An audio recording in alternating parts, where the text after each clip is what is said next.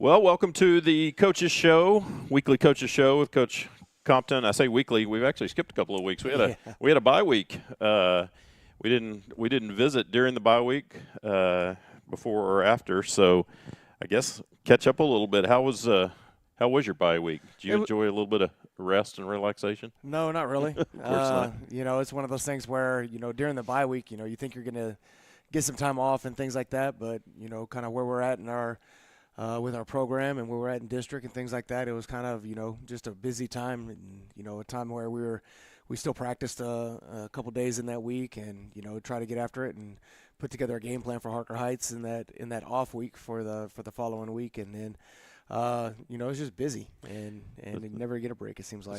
That's when you catch up on emails and some of those things that you just don't have time to do during a regular game week, I guess. Yeah, I did do that. I did catch up on on my emails. I finally got that down to 0, I think, for at least a day. And then you're my hero. I can't do it. I can't get it down to 0. It's a daily process. I hate looking at my my email or my on my iPhone or whatever else and seeing the red number on there. Yes, yeah, that annoys me. So I have to go through and do it, whether it's my personal email or the school one. Got to get it down to 0 every day. It's a life goal for me. I'm not sure I'll ever accomplish it because as soon as I get it down, it's like here come 5 more, and it's like I'm constantly doing that. What about I think I saw like that weekend of the bye week. Did you and Tristan y'all went to a game somewhere, didn't you? Yeah, we he got invited to go up to Tyler Junior College. Okay, and so we drove up there and went and watched Tyler Junior College versus Northeastern Oklahoma. Just that part was fun, just a time with Tristan. He's in his senior year now. He'll be gone out of my house, thankfully, by this time next year. But no, just being able to, me and him spend some time together and go hang out. That was enjoyable. It really was. Be careful on that thankfully stuff. I've been down that road. I used to say that, and then once they're gone, you're like, my gosh, I wish they were still here. No, it's fast. It seems like, me and him were talking kind of in that ride, just it seems, just a couple years ago, he was a freshman. Yeah.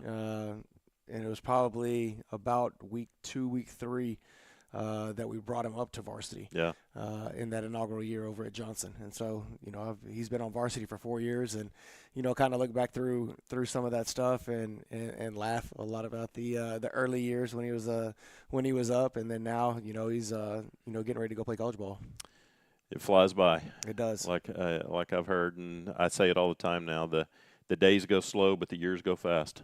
and where you look back and it's like, they're gone. And and that changes. I mean, your whole relationship with your kids changes, once they're gone out of the house and they grow up, and it's that relationship you're not supposed to have when you're the parent, then you become the friend later on, and it's a lot of fun. So you have a lot to look forward to. I'm excited.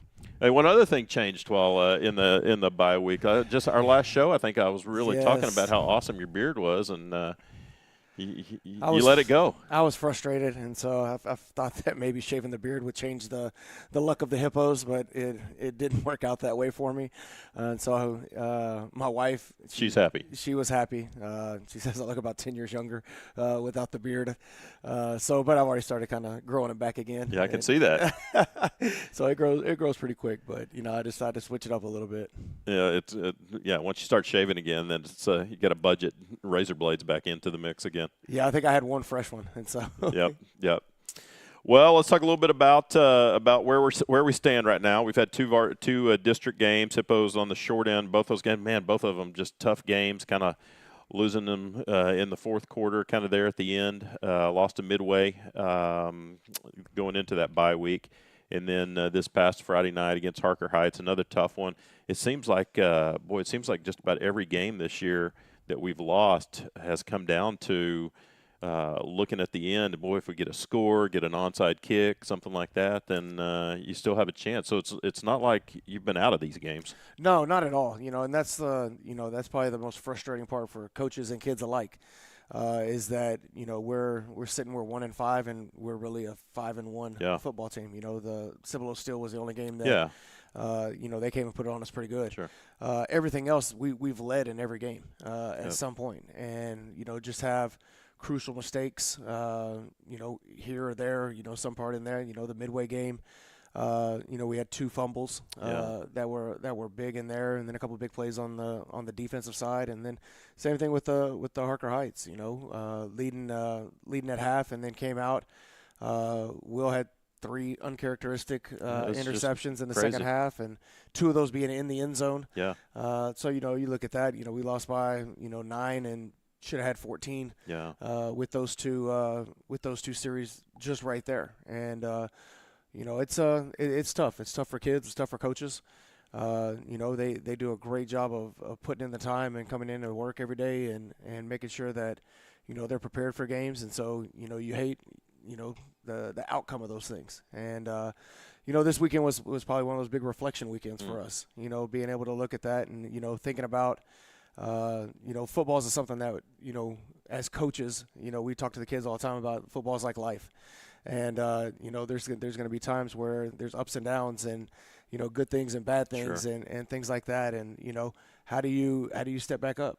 How do you get back up on the next morning after something didn't work out? You didn't get that raise that you wanted. You didn't get the promotion. You didn't get those type of things. How do you get back up the next morning? Or you even lose a job. Lose a job, Yeah, and you got to go find another one. and go back to work. Right. And and I think that's what football teaches us. It teaches us how to be able to do that. And it's growing young men right now, and we got some great kids here, and we're just we're looking for the sunshine, and I know that we're going to find it here pretty quick.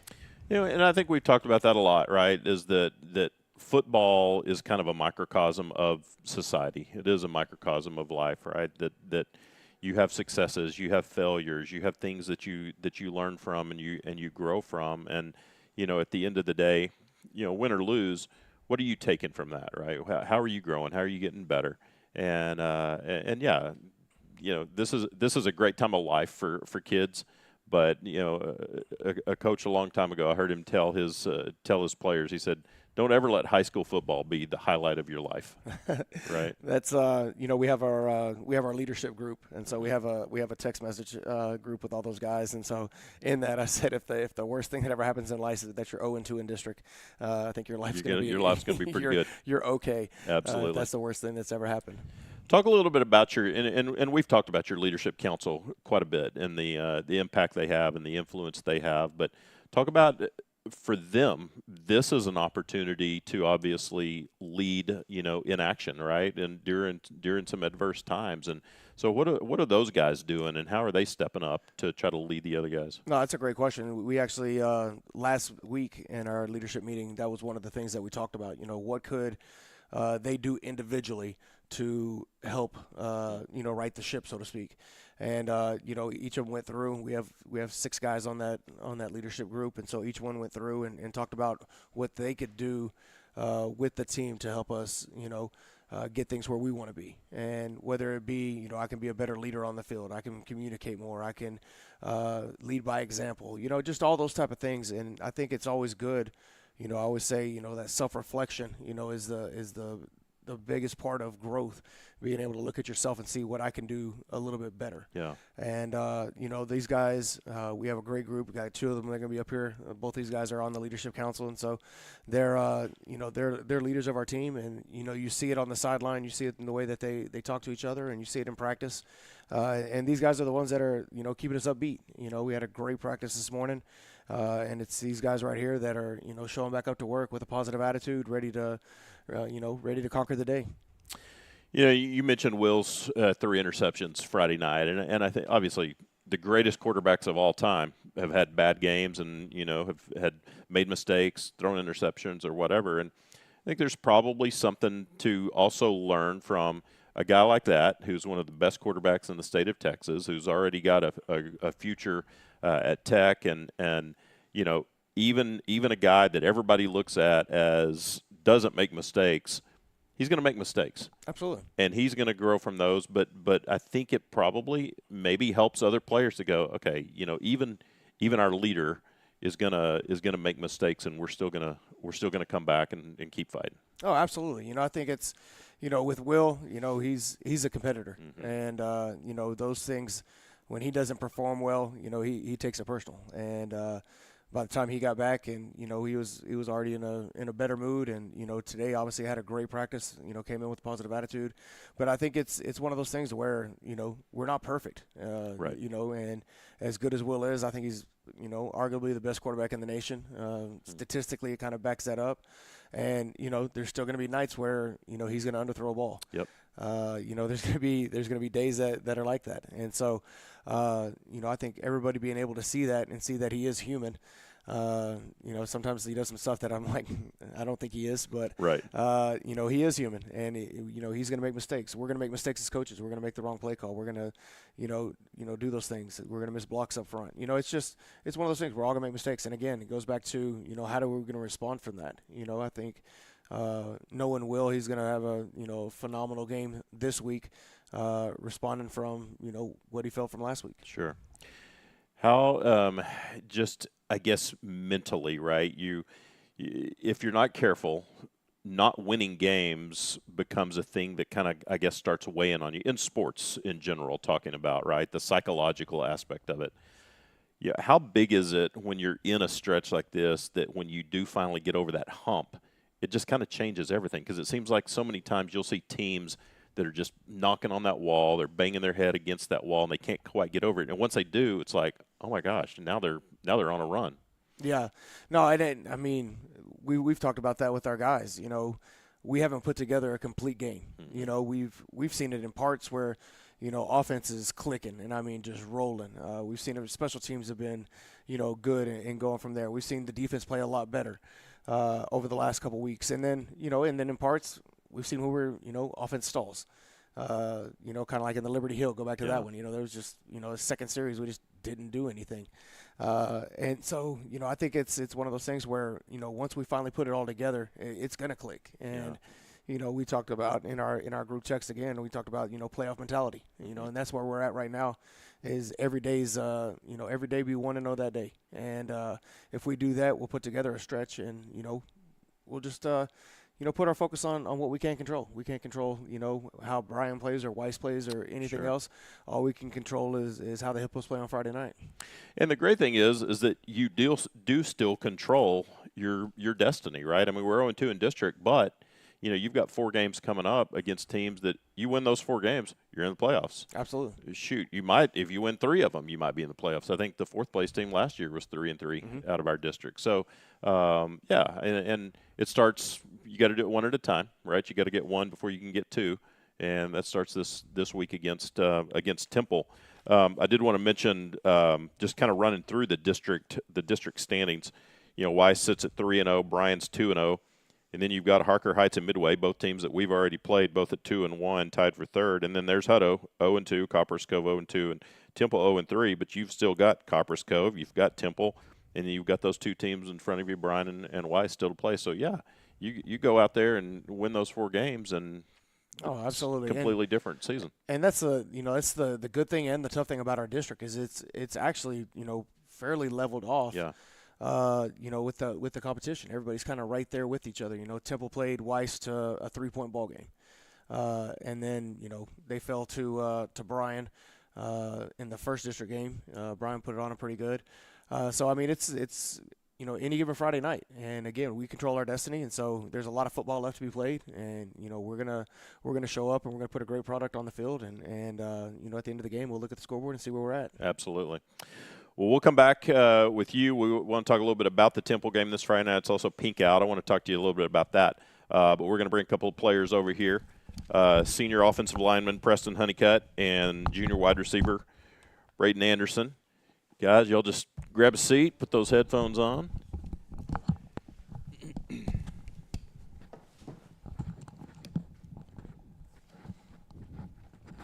Everybody here okay? Yes, sir. Yes, All sir. right. Well, first of all, welcome. How you doing? I think it's both of y'all's first time to be on the show, isn't it? Yes, sir. Yeah. Had to wait till you were a senior. Yeah. Braden gets on as a junior. Well, talk a little bit about just I guess coming into this season, expectations, and then where we're at right now. And y'all just were listening to Coach and I talk about kind of where we're at, but just from a optimistic mind frame. How do you guys feel like you can get this thing turned around and finish strong? I think we could just get everybody to buy into the program and just finish through. Like, we still have a chance, so like, don't just give up. It's like it's not over yet till it's over. Yeah, Preston? Yeah, I mean, the outcome as of right now, it wasn't as expected, but I definitely feel like, as a team, if we like click together and connect, we can really put something special together, for sure. Coach mentioned y'all are both part of that his leadership council. Tell me a little bit about that. What's it? That's a privilege, obviously, to be chosen to be on that. It's also a responsibility, right? Tell me, Preston, you go first. Tell me a little bit about being on that leadership council. It's definitely an honor, being able to lead, a whole football team. Like it's definitely tough sometimes because you got to know, like, how to act. You got to be responsible. You got to set an example for all those players on the team. Yeah. Right. It's a honor, like Preston said. You got to make tough decisions at times about different players doing the right things, making bad choices. So, being in there like really shows you like where your true character comes out. Like you making decisions about the team. And also, I guess being in that level of having that level of responsibility, right? Being on a leadership council. That's not just the team. I mean, you're that within the team, but school-wide, right? I mean, you guys are looked to as leaders within the school and even within the community, right? Yes, just talk a little bit about that. What's it like to have that responsibility? I mean, you definitely got to set the example in the classroom for sure. You got to make sure your grades are up. So, like, for example, if someone else's grades are down, your grades are down, they're going to think it's, okay, because, like, the leader's grades are also down. You know what I mean? So, you definitely got to set a high example and, make sure they're acting right in the classroom for sure. Yes, sir. You definitely have high expectations for yourself, and if you're not meeting those expectations, you can't lead somebody else to meet those expectations. Yeah, that's great. And then taking it even another level, right? It's you're that in the high school, but in the community and how you represent yourself in the community. And I always tell you guys, you got all these little kids that are also looking at you, right? They're on Friday nights. In a community like Hutto, little kids, you guys might as well be NFL stars, right? Because little kids look at you guys like you're really something special, which you are to them, right? So you've got a responsibility to also set that example for the little ones. Yes, sir. Yeah. Do either of you have little brothers? I have a little sister. Yeah, you have a little sister. 3 little sisters. So you got the example to set for them too, right? Yes, sir. And to set for those boys that are going to be interested in your sisters, right? Yeah, we're not having that. Got to set the example for how those boys better act too, right? Got to take care of those little sisters. Preston, talk a little bit about here you are, your senior year, and man, I think the last couple of years, just watching you just grow physically. What's it been like for you, just the work ethic that you've kind of set for yourself to make yourself bigger and stronger and faster and quicker and all those things that have gotten you to this point, your senior year? I mean, yeah, it really all just comes down to the grind. I mean, average player only does stuff in school. You got to do stuff outside of school to get to that. Like this past offseason, I've gained a little over 40 pounds, and that's just pure during the summer, eating a lot of nutrition. Nutrition is like a key factor for sure. Getting your protein shakes in and stuff like that. And, make sure you're lifting the right weight, know what you're doing, and, yeah. Is that a thing did you kind of have a talk with yourself at some point and say, okay, this is what I'm committing to and I'm going to do this? Or do you have like a personal trainer, someone that's also helping push you along the way? I have another personal trainer. His name's Luke Hurtado. Okay. He trains like the training facility is named Grip Fit Garage. I've been with him for almost 2 years now, and he's definitely taught me a lot of things, technique and, life lesson wise, he's pushed me a lot harder, and I really appreciate it for sure. Are there people that I see you on Twitter, and you do a lot, you have a lot of very positive tweets on Twitter, or it's not Twitter anymore, it's X. Yeah. You have a lot of positive X's on X. Do you and I see it's not only talking about like your teammates in the game, but I see you every once in a while quote somebody or whatever. Are there things that people that you follow that motivate you, and things that do you put your mind in a certain place that's like, okay, I'm going to follow this guy. This guy seems like he's really good. What directs you there? I mean, like I would just be scrolling through Twitter sometimes, and I just see things that really like enthusiasm me, like Just kind of fires you up. yeah, it fires me up, and I really want to share that with everyone else. Motivate other people. Yeah. Braden, what about you? What are your influences? Just like honestly, I see Coach Holmes. He posts like a lot of tweets every day, and I wake up, I get on Twitter, and I see he'll have like a Bible verse or something out there. He'll have a quote of the day, and that really gets me going in the mornings. Yes, sir. That's great. What about in terms of your workouts, and do you do anything outside of working out at the school? Yes, sir. I go to this place called Outright Training, and it's a dude named Ernest. He played at U of H, DB. Okay. He trains me, and he gets my speed up. And my mother and my stepfather, they really motivate me to keep going every day, and it's just grind every day. Like, nothing's going to be easy, so you got to give what you give. Like, the way you work is what you're going to get. Do you guys are y'all at that place in life where you've done that enough now that it's kind of become habit, and you realize, hey, I might be giving up some things that maybe other teenagers do, but I know what I'm doing is going to help me way beyond school. It's going to really help me in life. Yes, sir. Feel that way? For sure. Most definitely. Yeah. Preston, what are your what's your goals for after you graduate? Hopefully find a home that wants me. I currently have 6 offers. Hoping to pick a couple more up and see what fits best for me. That's great. Where are your offers to right now? I'd have to remember. I have to get the list. I don't remember every single one right now. If you had a dream place, if you could play anywhere, where would it be? UT. Okay. For sure. Braden, what are your thoughts? You still have another year. Yes, sir. But what do you want to do after next year? Hopefully, same thing as Preston, go to college somewhere and just keep living out my dream, playing football. And I would love to go to UT too. Yeah. Yes, sir. Both of you want to be Longhorns? Yes, sir. You wouldn't have to change your colors. That's for sure. Yes, sir. Keep wearing that burnt orange. Are you is wide receiver where you want to continue to make your mark? Yes, sir. I hope to pick up my first offer sometime soon at the end of the season, get that all sorted out at the end of the season. And I would love to continue playing receiver, but I can play anywhere. Yeah. Yes, sir. Wherever they need me to play, I'll play. Well, and it's nice being in a place like Hutto where I think certainly we are definitely on the radar of all these college scouts, right? These guys kind of roll through all the time, right? Yes, sir. Do you guys have an opportunity as they come through just to visit with them a little bit? Yes, sir. What does that process look like? Well, the coaches, they do a lot of it for us, and we definitely go introduce ourselves. So us putting our name out there, being vocal ourselves, they see oh, this dude's not scared to communicate, so we talk to them. Yeah. Kind of the same thing. Yeah. How it seems like social media has really become a big part of the recruiting process, right? And it's really up to you guys to do a lot of kind of sell yourself, isn't it? Yeah, I mean, most of it's really on Twitter, like promoting yourself on to Twitter, coaches and all that, through messages and stuff like that. dropping your film under tweets and stuff. Yeah. Yes, sir. X. It's not Twitter anymore. It's X. we had that. We were laughing about that with Coach Leonard a few weeks ago when he was on the show. It's like, I don't know when we're going to stop calling it Twitter and start calling it X and X's instead of tweets. So, well, guys, good luck this Friday night. This is Pink Out. Yes, sir. Y'all like the Pink Out game? Yes, sir. Yes, sir. It's always a pretty fun game. Yeah. I always like to ask. It just seems like it's hard to find anybody anymore who hasn't been impacted by that and what that represents.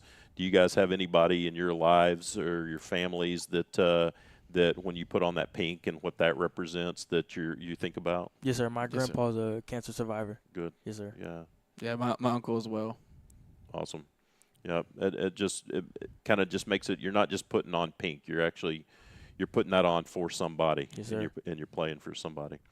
Well, let's go out Friday night. Let's get that first district win, and like Coach and I were saying, that'll get the ball rolling. Yes, sir. Get that first win, and then many more to come. Pumped up. All right. Preston Honeycutt, Braden Anderson, thanks, guys. Thank you. Thank you. Okay. We'll let Coach jump right back in here, finish up. Y'all get to go enjoy your day off, too. Yeah. Students are out of class today, but we're not. No. We're still working. Well, I want to talk to you a little bit about the same thing, that Pink Out game. And, it seems like, I guess, in October, every game you play, whether it's your Pink Out game or I know last week, Harker Heights, that was their Pink Out game. Probably next week it'll be Where are we at next week, Brian? Cove. Oh, Copper's Cove. They'll probably have pink eye. I mean, it's just like during the month of October, it's pretty prevalent. But what about you? Is that something that somebody in your family or life that's been impacted by that? Oh, absolutely. I think it's my mother-in-law is a survivor. And it's something that's, to me, it is important. It's become so commercialized in the way that people represent it and stuff like that. But I think it is at heart it is for a good cause. And so, I'm always happy to be able to participate in that and go out there. My wife just says I can't wear my pink belt anymore because I lost like 4 pink out games in a row wearing a pink belt, and so she banned me from wearing the pink belt anymore. But I ordered me a shirt last night, and excited to go out there on Friday night and represent those people. Maybe if you still had the long beard, you could have dyed it pink. No. Gone with the pink beard. I can't go dyeing things. No, I agree with you. I think we have to be careful because the commercialization of it seems to be has kind of taken over.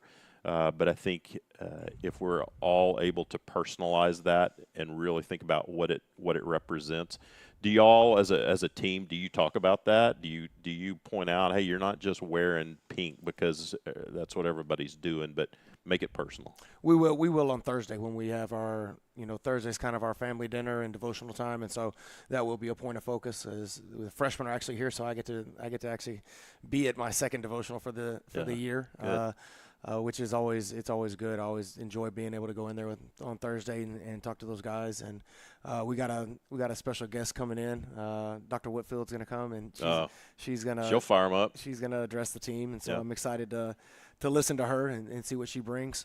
And then we'll talk about the pink out and the meaning behind it, and making sure that we're representing everybody out there who's gone through some form of the breast cancer awareness and bringing that to the table.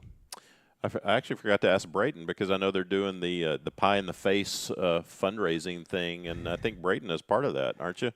Yeah. So if Braden can bring in enough money, he gets the pie in the face. Yes. So I'm excited to see that. So I'm hopefully we'll get the pie in the face, and I really want to see Coach Harrison get one in the face. I'm not gonna lie.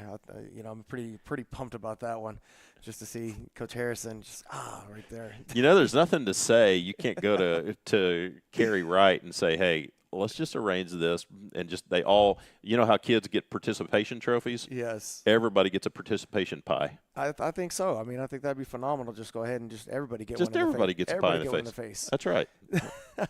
that should be arranged. In fact, I'm going to text Kerry when we're done, say participation pie for everyone.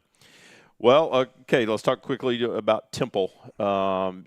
Doesn't seem to be necessarily the same Temple team that we're kind of used to. Seemed like they've had some struggles this year as well.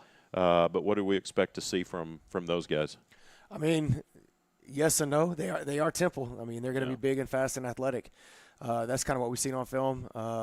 Talking with their head coach yesterday, we kind of visited a little bit, and they only have 15 seniors. Wow. On this team, and so the group that they had last year, which if you watch the A&M game, the starting Mike backer for A&M was the Mike linebacker for Temple last year, Torin York. Yeah.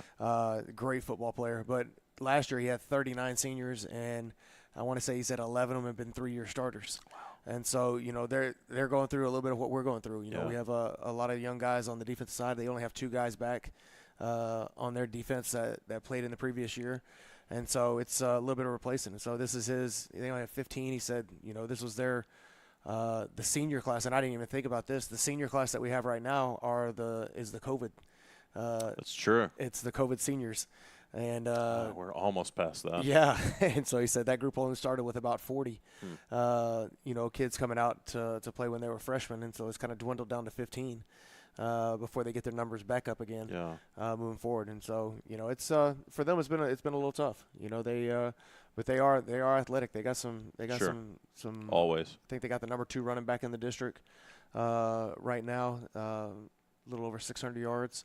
They kind of flip back and forth between their quarterbacks. One of them is the head coach's son, and then a little bit more athletic guy that gets back there. And so it'll be interesting to see which one they put back there versus us.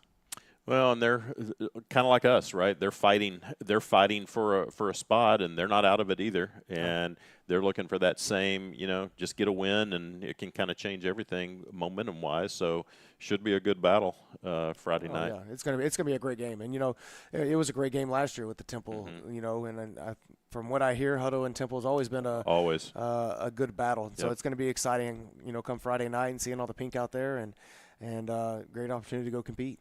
And it finally feels like football weather too. I'm telling you, it was cold this morning. Yeah. I'm sure it was probably like 75 degrees, but yeah, you get cold pretty quick. I walked out there and I was like, oh, I walked back in and put on some sweatpants and a hoodie, to make it through practice this morning.